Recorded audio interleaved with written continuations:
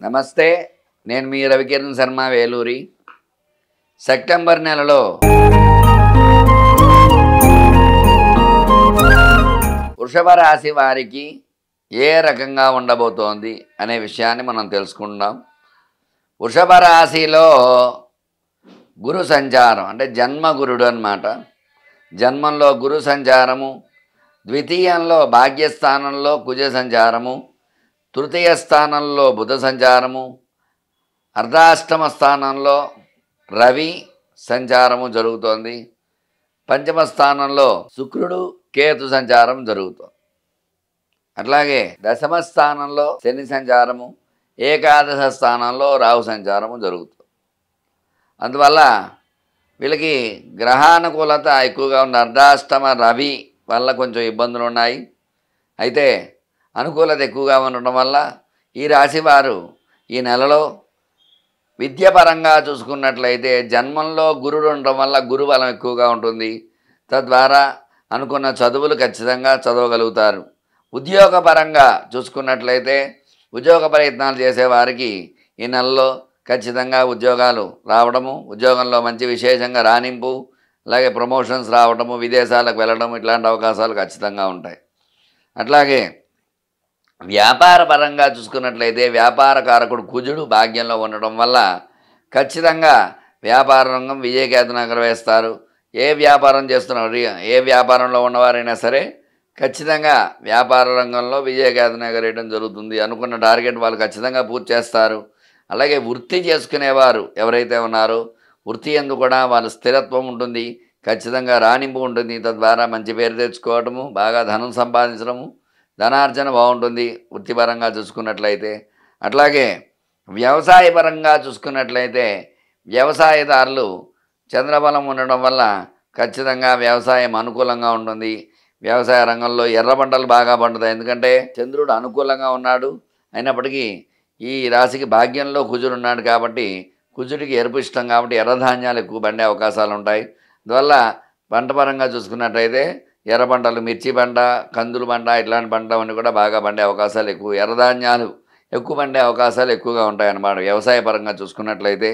అట్లాగే సినీ రంగంలో చూసుకున్నట్లయితే సినీ పరిశ్రమలో భాగ్యంలో కుజుడు ఉండడం వల్ల జన్మగురుడు వల్ల అనుకూలతలు ఎక్కువగా ఉంటాయి. తద్వారా వీళ్ళు అనుకున్న టార్గెట్స్ అనుకున్న రోజున ఖచ్చితంగా రీచ్ అవ్వటము, ఖచ్చితంగా సినిమాలో బ్లాక్ బస్టర్ అవ్వటము, మంచి పేరు తెచ్చుకోవటము అలాంటివన్నీ కూడా ఖచ్చితంగా జరిగే అవకాశం. సినీ రంగం వారికి సినిమాలు తీసే ప్రొడ్యూసర్స్ దగ్గర నుంచి, నిర్మాతల దగ్గర నుంచి ఎవరైతే ఉన్నారో వాళ్ళందరికీ కూడా అనుకూలంగా ఈ రాశిలో ఉండే వాళ్ళకి అనుకూలంగా ఉంటుంది.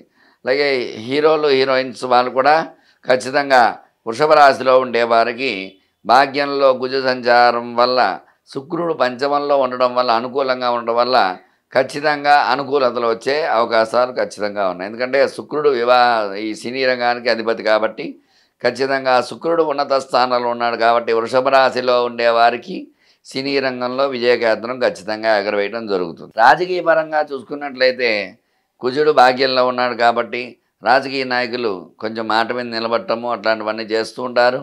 అయితే కొన్ని సందర్భాల్లో పొరపడుతూ ఉంటారు, కొన్ని జాగ్రత్తలు వహించవలసి వస్తుంది రాజకీయ నాయకులు.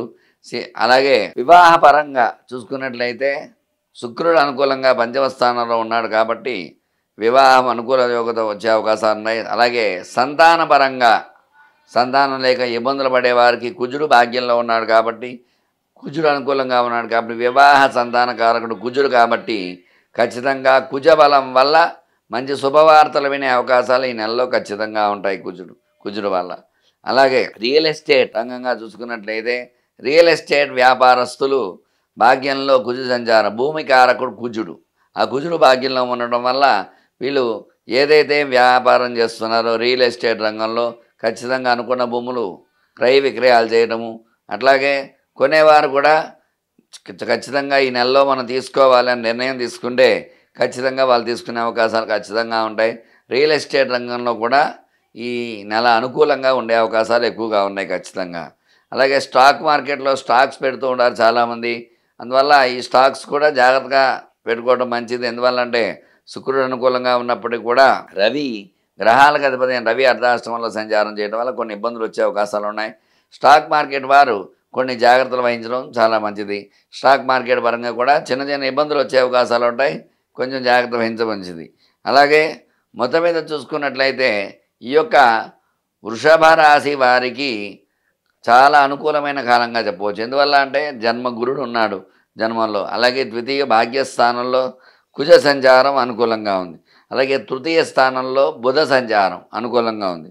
అర్ధాష్టమంలో సింహంలో రవిచంద్రుడు స్వక్షేత్రమే కాబట్టి ఇబ్బంది ఏమి ఉండదు. రవిచంద్రుడు కలిసి ఉన్నారు, తద్వారా అది కూడా అనుకూల యోగంగానే చెప్పవచ్చు. ఎందుకంటే స్వక్షేత్రంలో ఆ రవి సంచారం కూడా అనుకూలంగా ఉంది. పంచమంలో శుక్ర సంచారం చేస్తుంది జరుగుతుంది. శుక్ర సంచారం కూడా అనుకూల యోగంగా చెప్పవచ్చు. శుక్రుడు కేతువు కలిశారు, ఆ కేతువు కలవడం వల్ల చిన్న చిన్న ఇబ్బందులు, దంపతుల మధ్య అన్యోన్యం ద్రోపించడం ఇట్లాంటి ఇబ్బందులు వస్తూ ఉంటాయి, కొంచెం కొంచెం జాగ్రత్తలు వహించాలి. అలాగే దశమ స్థానంలో శని సంచారం అనుకూలంగా ఉంటుంది. ఏకాదశంలో రాహు, పాపగ్రహాలు రాహు ఏకాదశ స్థానం శుభం చేస్తాయి కాబట్టి గ్రహానుకూలత మొత్తం మీరు చూసినట్లయితే వృషభ రాశికి అనుకూలంగా ఉంది. కాబట్టి వీళ్ళ మీద ఈర్ష్య, అసూయ, ద్వేషాలు ఎక్కువగా ఉంటాయి. కాబట్టి వీళ్ళు మంగళవారం నియమాలు పాటించడము, మంగళవారం నాడు ఆంజనేయ స్వామి గుడికి వెళ్ళి 21 ప్రదక్షిణాలు చేసి 21 నిమ్మకాయల మాలను ఆంజనేయ స్వామికి సమర్పించినట్లయితే ఖచ్చితంగా అనుకూలతలు వచ్చే అవకాశాలు ఉన్నాయి. అట్లాగే అర్ధాష్టమ రవి చంద్ర సంచారం కాబట్టి గోధుమలు, కందులు దానం ఇచ్చినట్లయితే, గోధుమలు, బియ్యము దానం ఇచ్చినట్లయితే అనుకూల యోగాలు వచ్చే అవకాశాలు ఉంటాయి. చూశారు కదండి, ఈ యొక్క వృషభ రాశి వారికి ఈ నెలలో ఏ రకంగా ఉండబోతుందన్న విషయాన్ని నేను చెప్పిన పరిహారం చేసుకుని చక్కగా ఈ యొక్క గ్రహానుకూలత చేకూర్చుకుని దైవబలంతో అనుకూలంగా మార్చుకుంటారని కోరుకుంటున్నాను. మీ రవికిరణ్ శర్మ, వేలూరి. నమస్కారం.